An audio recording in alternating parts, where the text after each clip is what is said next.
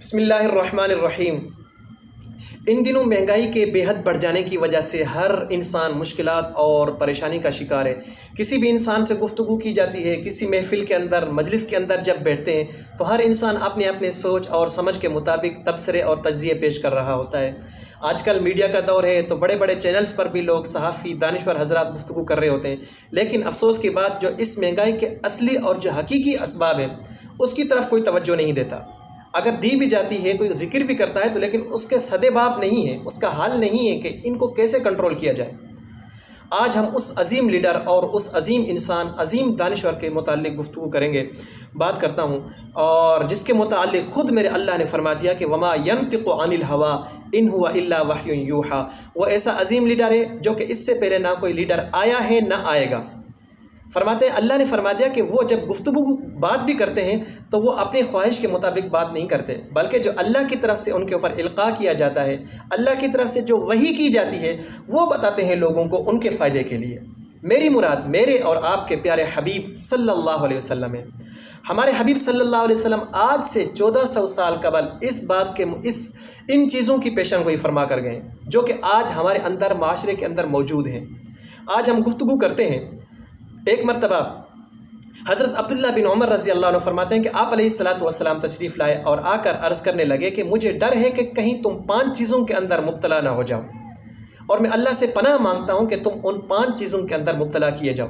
پہلی بات اللہ کے حبیب صلی اللہ علیہ وسلم نے یہ فرمایا کہ جس قوم کے اندر فحاشی اعلانیہ طور پر ہونے لگے گی، فسق و فجور عام ہونے لگے گا، اللہ کہ فرائض اور واجبات کو ترک کیا جانے لگے گا، بدکاری عام ہوگی، شراب نوشی عام ہوگی، اور ان چیزوں کے اسباب مہیا کیے جائیں گے، تو اللہ تعالیٰ ایسی قوم کے اندر ایسی خطرناک بیماریاں پیدا کریں گے جو کہ اس سے پہلے کسی قوم کے اوپر اللہ تعالیٰ نے ایسی بیماریاں نازل نہیں کیں۔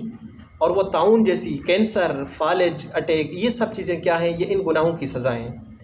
دوسرے نمبر پر اللہ کے حبیب صلی اللہ علیہ وسلم نے یہ پیشن گوئی فرمایا جو قوم ناپ تول کے اندر کمی بیشی کرے گی، اللہ تعالیٰ ایسے لوگوں کے اوپر، ایسی قوم کے اوپر قحط جیسا عذاب نازل کریں گے، معاشی تنگی میں مبتلا ہوں گے، اور حتیٰ کہ اللہ کے حبیب صلی اللہ علیہ وسلم نے یہ فرمایا کہ ایسی قوم حکمرانوں کے ظلم اور زیادتیوں کا شکار ہوگی۔ آج ذرا دیکھ لیجئے، معاشی حالات کی وجہ سے ہر انسان پریشان ہے، اوپر سے حکمرانوں کی ظلم و زیادتی کی وجہ سے تو اور زیادہ پریشان ہو چکے ہیں۔ تو یہ کیا ہے؟ یہ جب ناپ تول کے اندر کمی ہوگی تو پھر یہ ایسی چیزیں دیکھنی پڑیں گی، تو اس لیے ان چیزوں کی اصلاح کرنا ضروری ہے۔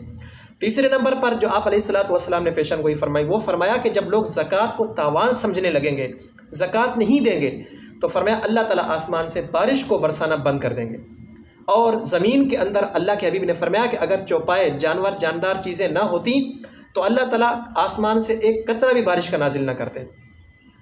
چوتھے نمبر پر اللہ کے حبیب صلی اللہ علیہ وسلم نے یہ فرمایا کہ جو قوم اللہ اور اللہ کے رسول کے ساتھ جو عہد و پیمان کر چکی ہے، اس کو جب توڑے گی، جو اللہ کے ساتھ وعدہ کیا ہے اس کو، وعدے کو توڑ دے گی، اللہ تعالیٰ ان لوگوں کے اوپر ایسے لوگوں کو مسلط کریں گے جو ان کے پاس ہوگا وہ سب کچھ ان سے چھین کر وہ چلے جائیں گے۔ جب میں نے یہ حدیث پڑھی، اس پہ ذرا غور کیجئے گا۔ ہم نے اللہ کے ساتھ وعدہ کیا ہے، اللہ تعالیٰ ہم آپ کو اپنا اللہ مانتے ہیں، اور ہم آپ کے اوپر ایمان لے کر آئیں، آپ کے رسولوں پر ایمان لے کر آئیں، آپ کے فرشتوں پر ایمان لے کر آئیں، ہم زبان سے مکمل اقرار کرتے ہیں، دل و جان سے تسلیم کرتے ہیں، جو آپ کے حکم ہوں گے اس کو مکمل طور پر مانیں گے۔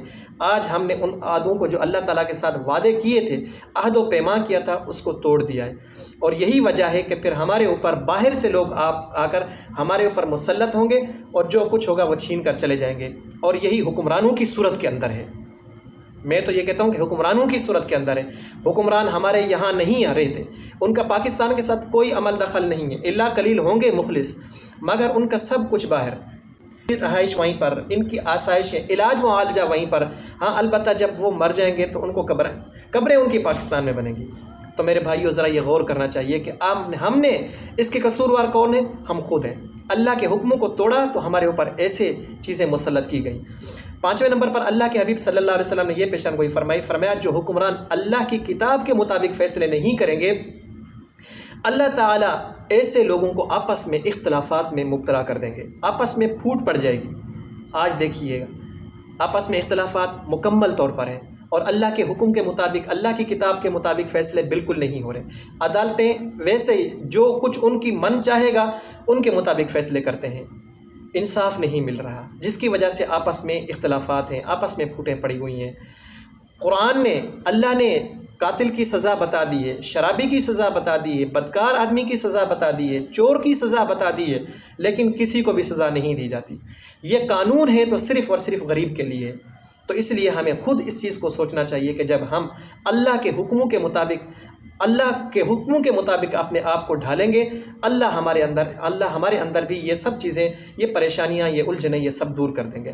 آج یہ 5 چیزیں میں نے ذکر کی ہیں، ان کو ذرا غور کیجئے کہ ہم کہاں ہیں۔ اسرائیل کا ایک واقعہ ذکر کروں گا۔ حضرت امام احمد رحمہ اللہ نے نقل کیا ہے، فرماتے ہیں کہ اللہ تعالیٰ نے بنی اسرائیل کی طرف متوجہ ہو کر ان سے مخاطب ہو کر فرمایا، میری اطاعت اور فرما برداری کرو گے تو میں تم سے راضی ہو جاؤں گا، میں تم سے راضی ہو جاؤں گا۔ جب میں تم سے راضی ہو جاؤں گا تو پھر میں تمہارے اوپر برکتیں نازل کروں گا۔ اور اللہ نے فرمایا پھر میری برکتوں کی کوئی انتہا نہیں ہوتی، یعنی خوشحالی، سکون، اطمینان، چین سے اپنی زندگی گزار سکو گے۔ یہ کب؟ جب اللہ کی اطاعت اور فرما برداری کی جاتی ہے۔ اور پھر اللہ نے یہ فرمایا کہ جب میری نافرمانی کی جاتی ہے تو فرمایا کہ میں ناراض ہوتا ہوں، میں غضبناک ہوتا ہوں، اور میں اپنی ناراضگی کی وجہ سے اللہ نے فرمایا کہ میں لعنت بھیجتا ہوں، اور اس لعنت کا اثر انسان کی 7ویں پشت پر جاتا ہے۔